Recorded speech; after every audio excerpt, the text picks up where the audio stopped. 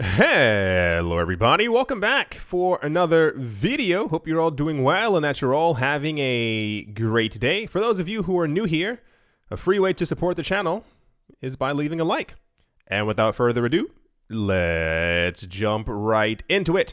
It says a gloomy outlook for the US dollar is leaving Bitcoin with a potential to continue its bull run towards 20,000 US dollars. The greenback sell-off accelerated this week as its value against foreign currencies fell by another 0.21% in overnight trading. The US dollar index reached 90.22 on Thursday, its lowest trading level since April 2018, which prompted Morgan Stanley to further predict declines from the trade-weighted instrument. This is now the third or fourth bank who has come out publicly to say that they see a further heavy decline in the value of the US dollar. Mark Wilson, the chief investment officer and chief US equity strategist for Morgan Stanley, told Bloomberg that he sees the US dollar crashing by another 10% within the next 12 months.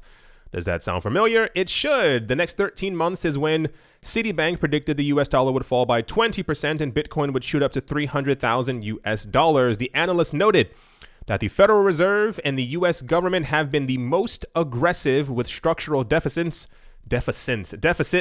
since 19 began. He said a weaker dollar is helpful for the world.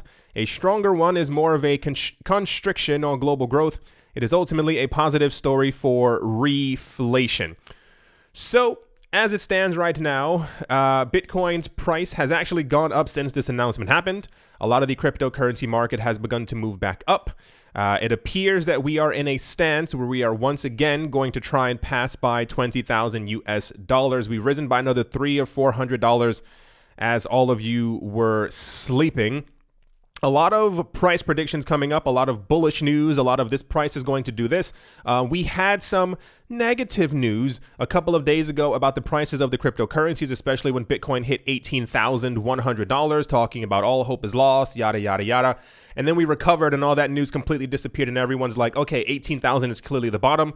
That's where we're going to stop. And then now it looks like we're going to have a further trajectory upwards. This one says Litecoin price analysis, but Bitcoin bullish continuation likely above 90 US dollars. This one says charted. Chainlink is about to see liftoff if it's able to hold above 13 US dollars. Glassnode metrics points to Bitcoin potentially reaching $590,000 on bull run. This one takes the cake. This is the craziest one that we've seen thus far. The craziest one that we had seen before was the $300,000 from Citibank. But this number does make sense. There's so much happening right now around us, and I tried to bring you as much as possible. I made 3 videos yesterday.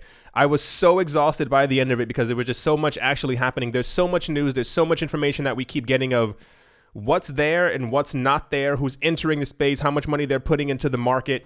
And it's really actually having an effect on our prices of them going up and the actual supply draining. And this is just what's happening now that Bitcoin is at 19,000 something or other dollars. When we start hitting the really big numbers, we're going to have more people tumbling in.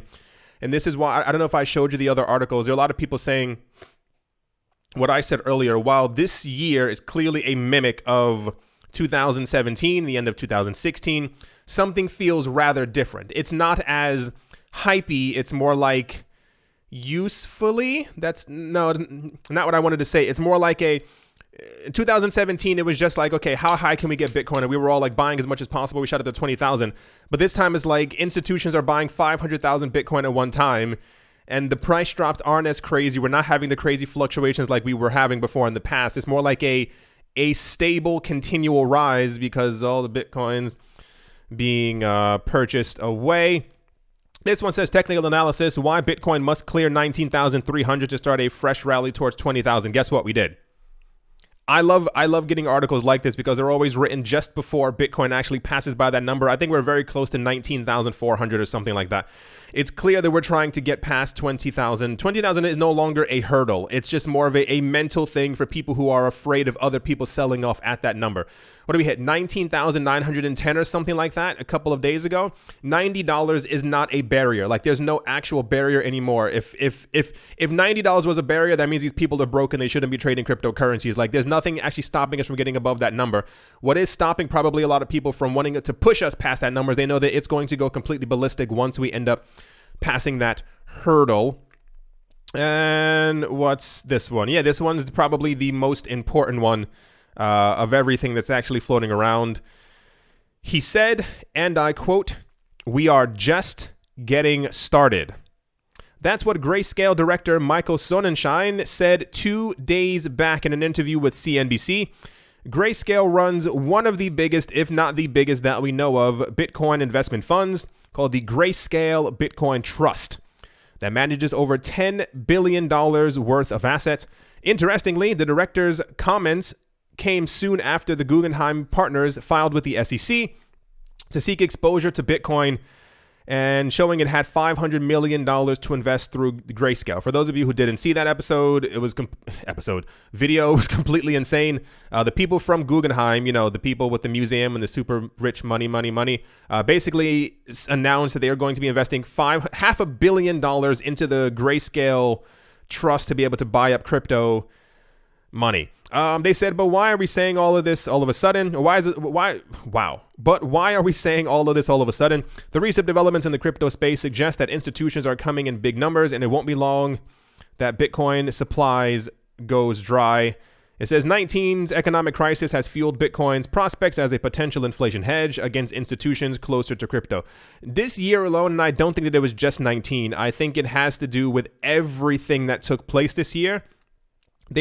Everything dragged us directly towards Bitcoin. It was gold going up and then gold going down, Bitcoin. It was the US dollar being printed and subsequently the value of the US dollar going down, Bitcoin. It was the stock market going up and us knowing that the rise of the stock market was fraudulent because the US had printed $7 trillion to pump into the stock market to make it look healthy. People started buying Bitcoin. It was the fact that everything that's been happening economically, people not having jobs, people not being able to pay their rent, the call for a new Bretton Woods moment, all these things have accumulated into one gigantic thing. And I think, first of all, I think a lot of these people were already into Bitcoin, but I think they were finally able to kind of open up the door and say, hey, we've been here for a long time, but these numbers are insane. $500 million doesn't happen overnight. That means they were thinking of this for quite a long amount of time, and now they're simply coming out in the public to say, hey, yeah, now we're going to be allocating $500 million into Bitcoin. Massive institutional purchases over the last few months suggest that the Bitcoin liquidity crisis is looming around ahead. It doesn't really matter. For the entire 2020, there's been a steep drop in Bitcoin held on exchanges. Here's the actual message tweet right here from the thing that we were just discussing of the guy from the Grayscale talking on CNBC. It's going to get wild very fast. I just made a video on this yesterday. Here's my other channel. If you have the time to watch this video right here, it says there's no Bitcoin left. It's insane. I basically went through all the numbers, and people are going to be very upset in about 6 months because there won't be any Bitcoin left for them. I think it seems abstract to a lot of people to try to understand that there won't be any Bitcoin left. We're used to there always being something left. If there's no apples, you can go to another supermarket and there's going to be apples. If you can't find the car that you want at this dealership, you go to 3 other dealerships. Someone's going to have the actual thing that you want. You can't find a house in this neighborhood. Well, gosh darn it, there's one 2 miles away. You can always. That's how we're used to dealing with things. They don't have the ring that I want here. I'm going to go to another store.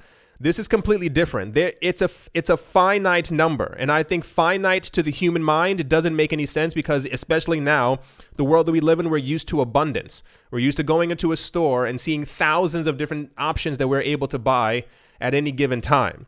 We don't really understand what it means for something to be completely finite and then to be gone. If you have a chance, watch that video because I basically go over all of it. All of it. I had a couple of friends, message me telling me that was one of the craziest videos that they had ever seen in their entire life, because I was pretty hyped, because I want you to know that this is a thing. And in 13 months, when Bitcoin supply has dried up, you have no one else to blame but yourself. You have the information, you have it here, you have it on my other channel. So that's kind of all that I'm going to say on this topic. The fact that we know that Grayscale alone is not going to stop buying up Bitcoin, and they said they were just getting started, that's insane. We had indications before that by the end of next year, they're going to own 10% of all the Bitcoin floating around. Anyway, Grayscale's still in the news around here. This is also very popular news at the time of me making this video. It says crypto investment firm Grayscale, there we go, has announced a share split of its Ethereum trust fund called ETH, that is ETHE, offering 8 additional shares for each share currently held by shareholders. The beginning of December 17th, the outstanding number of shares for Grayscale's Ethereum trust will increase from 29 million to 265.5 million. Grayscale's decision should enhance the marketability of its Ethereum shares by making those shares cheaper. What they're basically doing is, if you have one share, it's going to become 9 in total. The value of Grayscale shares on their platform that they're currently selling to institutions, what have you, keeps rising dramatically in value. I have a friend in New York who keeps sending me screenshots of, what's the word? No, it's not profits. It's the, what's the word? There's always one word every video, and it drives me completely nuts. Like, I always just, if something is $100 and someone else is buying it for $140, that's kind of the idea for it. Lost it. The number of their shares is actually completely rising a lot faster than a lot of people thought, and they seem to be a bit not overpriced, but they want to make sure that they are split up so that if you decide to get into their trust, that they are less expensive. It really drives me crazy. I don't know if people think I'm joking or just doing this every video. Like, for some reason, I think my brain is moving so quick with all the things that I have to say. Like, I've already looking at the tabs, you can't see them because of the way that it's cut off. I'm thinking of every single tab at the exact same time. My brain is going a million miles a minute, and this is why it doesn't matter. To 265 million shares, Grayscale's decision should enhance the marketability. Currently, one ETH share represents 0.09 of an Ethereum token. After the split, each share will be worth 0.01 Ether, but the shareholders will retain their total value in the exercise. A 9-for-1 split would effectively reduce a $100 price share to $11, and a shareholder with 10 shares will now hold 90 units. Very popular. Everyone's like, oh my gosh, why are they doing this? Here's the actual press release for it right here. I'm not really surprised. I'm still looking for the word in my head, and it's driving me nuts. It's not overvaluation. And I know, thank you for the people who are already writing it in the comment section, because, gosh darn well, I can't find the word in my head. Grayscale is incredibly popular. They're going to continue to be popular, and more people are buying up their shares and putting money into their space in rapid numbers. Grayscale, I'm pretty sure, unless some other company behind the scenes is doing more than Grayscale, I think Grayscale is going to be the richest, most valuable company on the planet in about like 2 years. When Grayscale is worth several trillion, it's going to be abundantly clear where a lot of people should have gotten into the market. Anyway, that's all the Grayscale news. And without further ado, let's move on. In news that doesn't matter, but people are pretending like it actually matters, a new bill introduced to the U.S. Congress this week would enforce blanket regulations on all stablecoins. If passed, any service providing concerning stablecoins would become illegal without first receiving multiple government body approvals.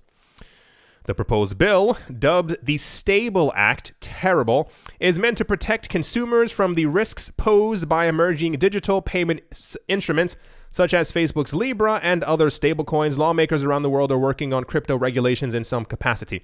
Let me try and break it down for everybody. This doesn't matter.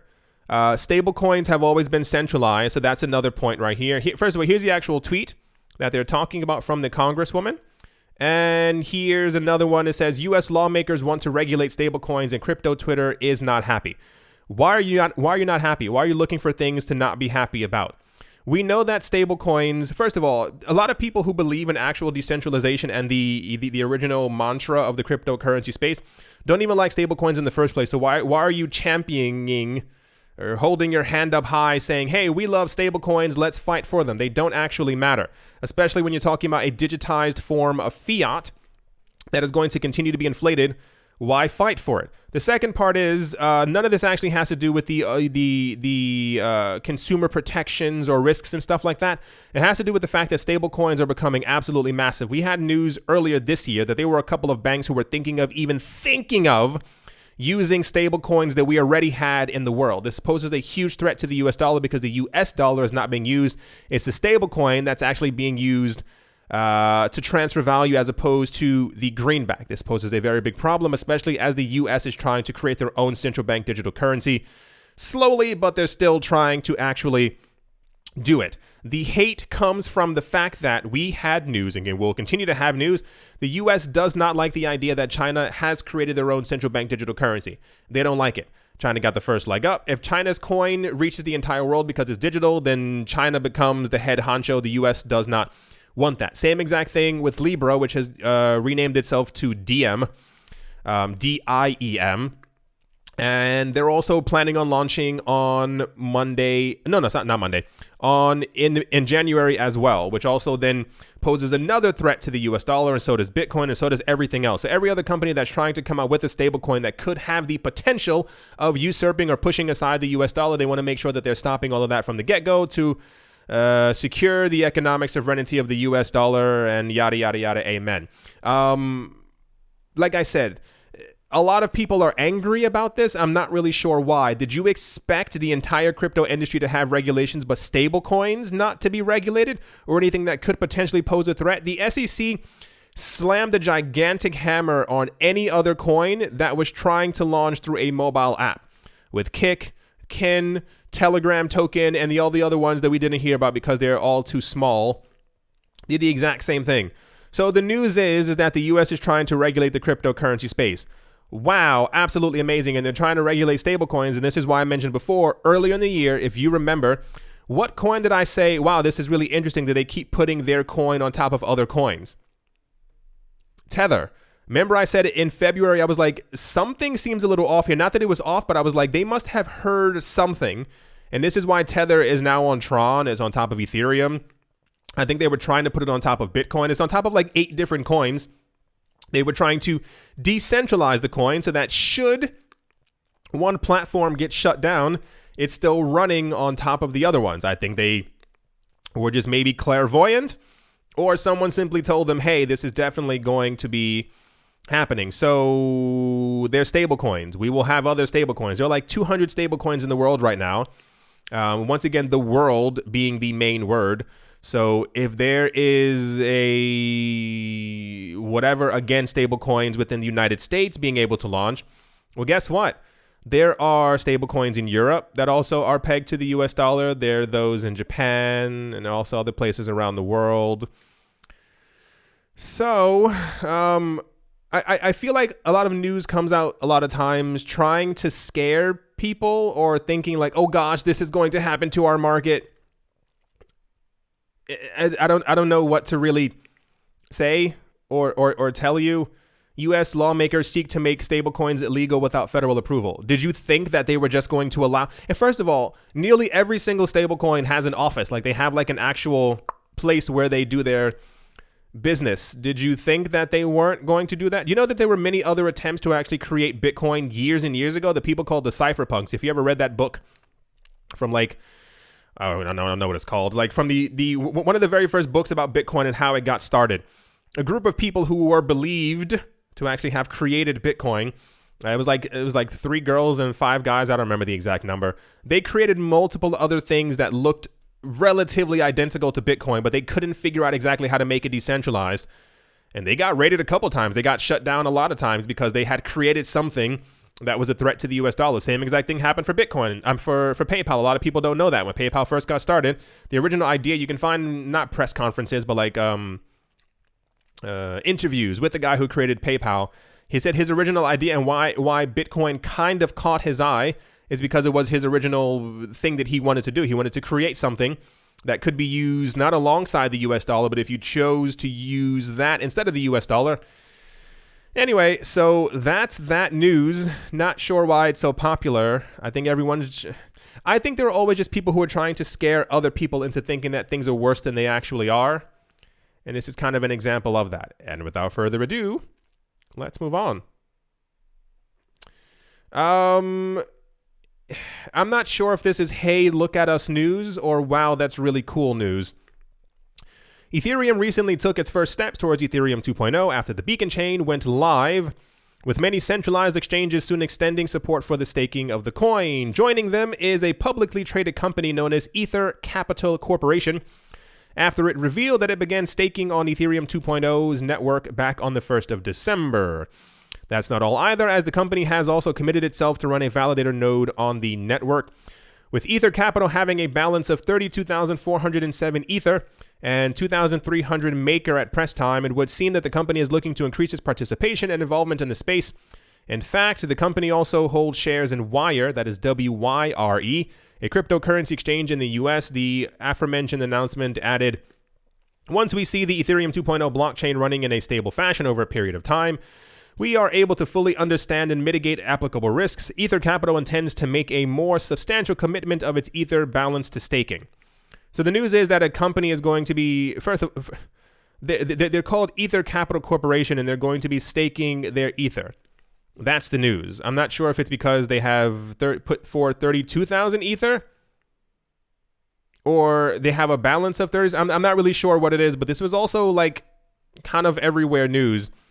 Is the news that a big company is staking Ether when we should have expected that all major companies who are holding Ether are probably going to be staking it because that's one of the easiest ways for them to make money? I don't know. This is why I said, like, you know, is this look at me news? Because what was the other news that we had a couple days ago where somebody was like, hey, I did it too. Look over here. I also gave money to that. See, it's a $20 bill. See, that was me. It's sure. Why not? If it had been like 500,000 Ether at one go, that'd be like, wow, that's money.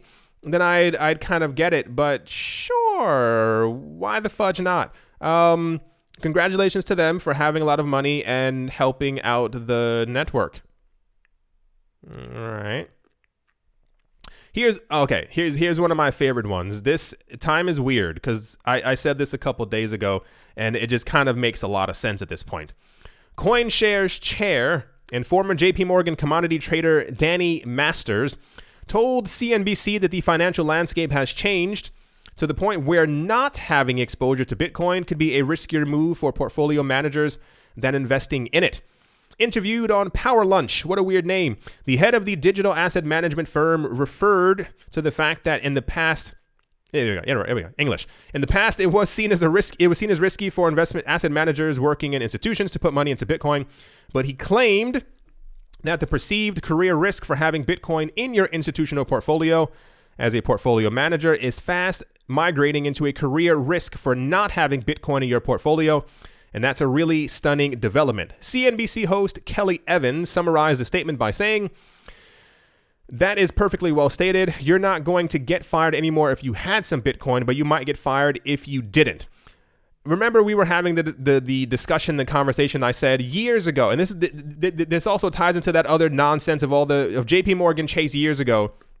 You might not have been here, but JP Morgan Chase in 2017 told their employees, if you trade Bitcoin, you're going to get fired. And I think they extended that to if anyone within our offices has Bitcoin, you're going to get fired. And I was like, that's a little extreme. And then years later, they were like, oh yeah, we love Bitcoin now. So the entire idea is that if you were trying to allocate some of your company's funds into something else, It had to be into equities. It had to be into stocks. It had to be into so-and-so. It had to be into this. It had to be into so-and-so. If you put any money into Bitcoin, you were going to get fired across the board. There were multiple companies like this. We don't want any allocation into that crappy asset class. And now it's turned to you don't own any Bitcoin? That's a little weird. Why are you taking such a big risk not owning Bitcoin? Listen, watch that video, the one that I just posted. It's going to blow your mind because, yeah. Anyway, so of course this was going to happen. The tidal wave, I think we've only had a bucket of salt water thrown on our faces. We don't yet really completely understand the exact gravity of all of this and how much Bitcoin is actually going to be absorbed by companies over the next couple of weeks, the next couple of months, and even the next couple of years. Once again, always keep this in your mind. Never forget this. If we are getting price predictions for a $300,000 Bitcoin in 13 months or a $500,000 Bitcoin within the next 2 to 4 years, what does that mean for Bitcoin's price in 10 years? How much higher is Bitcoin's price? Where's Bitcoin's price in 15 years after the next 3 halvings? And if all the Bitcoin's going to be gone in a year and a half, 2 years, and all the institutions will simply go directly to the miners and tell them, hey, anything you mine, sell it directly to us. And even then, the people who are mining their coins, they don't usually want to sell it. They're also mining it for profit as well. Oh gosh, it's going to get crazy. Anyway, I thought that news was quite interesting, especially to say something like that on CNBC, because it is remember, I've said it before, I don't remember when, these things are kind of hints to other institutions. Hey, you should probably be doing this. We spoke about this when Bitcoin was below 10,000. All the news that we kept on getting was like, Bitcoin's not that bad. Bitcoin may indeed be something amazing. Bitcoin may one day be the world reserve currency. And I was like, that's kind of weird that they keep saying the same thing over and over. These are hints to other investment companies, to other wealth management funds. Start allocating a portion of your money into that. But once again, there's not a lot of Bitcoin left. And to finish things off, in news I knew was going to happen news, Ripple might not be moving out after all. Wow! 6 weeks after announcing he's looking at potentially relocating Ripple's headquarters because of its lack of regulatory clarity around XRP, Brad Garlinghouse is now taking a wait-and-see approach following the election of Joe Biden as U.S. president.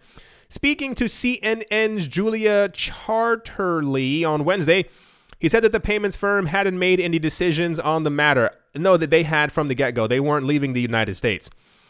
He said, we haven't put a strict timeline on when we'll make a decision on relocating. I think I am waiting to see what dynamics change associated with the Biden administration beginning their term in office, and I am optimistic that we actually improve where things sit for XRP's community broadly.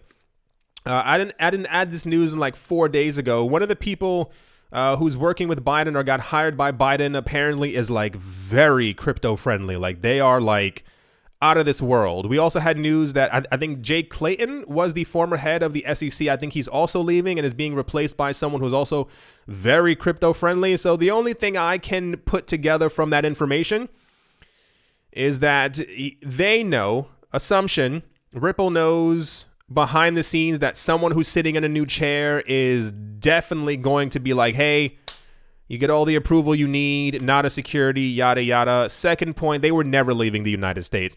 I think that they think, Ripple, that they think that they are bigger than they actually are. Not saying that they're not amazing or awesome or cool or fantastic or beautiful and just got their nails done. But it's more of a like, you make a threat like that. Remember a couple months ago when, almost said Domino's Pizza. What's this guy's name? The Tesla guy. Carman, whatever his name is, Iron Man.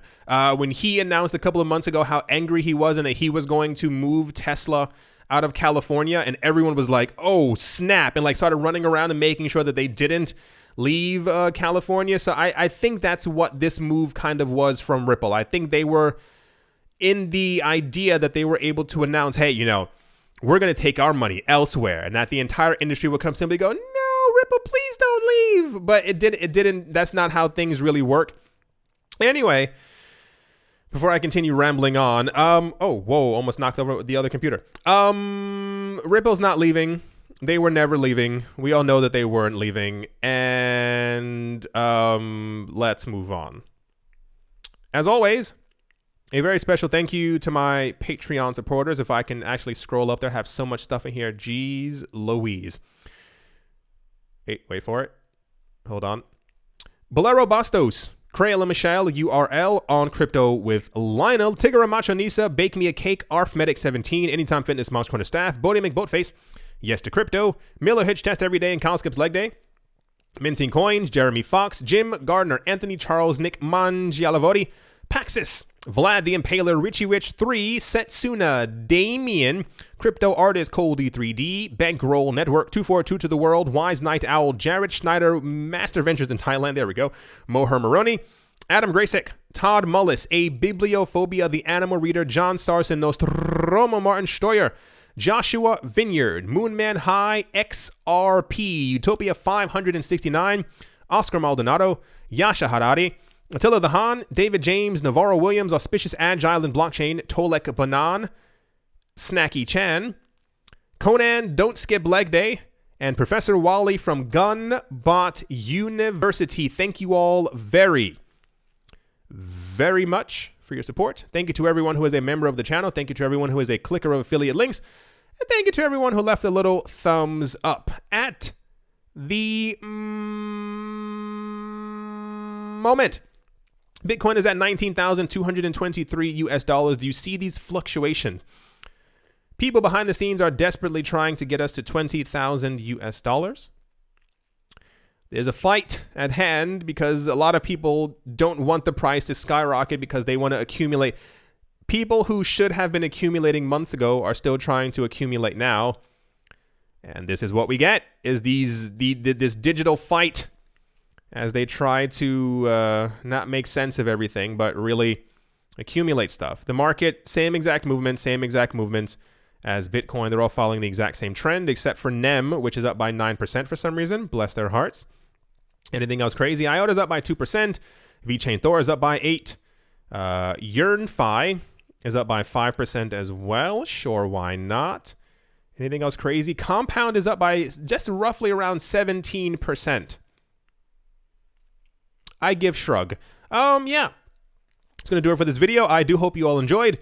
I do hope you all are having a great day, a great morning, a great afternoon, a great evening, wherever you are, wherever you might be. I do hope that it is absolutely fantastic. Thank you all once again for watching and or listening, and I will most certainly be talking to you all soon. See you.